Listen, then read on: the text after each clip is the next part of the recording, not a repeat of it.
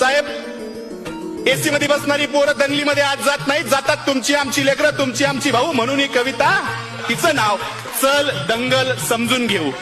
आदेश आले, अफवा आल्या, रंगीबिरंगी झेंडे आले, दगडासोबत धोंडे आले, कळपा कळपानं गेंडे आले, धर्मासाठी कडवे आले, मतांसाठी भडवे आले.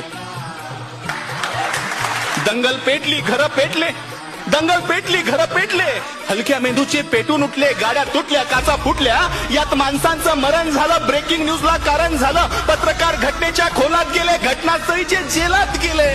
त्यांना जामीन द्यायला आलं कोण? झेंड्यावाले का धर्मावाले? आले माय बाप आणि भाऊ.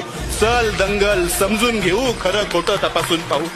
की हे जे काल झालं, हे जे काल झालं त्यात फक्त गरिबाचं हाल झालं.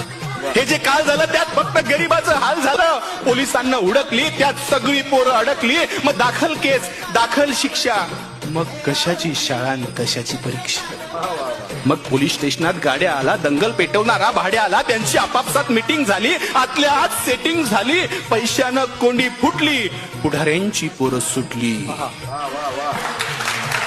असं सगळं घडतं दंगलीच्या भोवताल, असं सगळं घडतं दंगलीच्या भोवताल. पेटवणाऱ्याची सुटतात, बाकी भाकरीसाठी मवताल.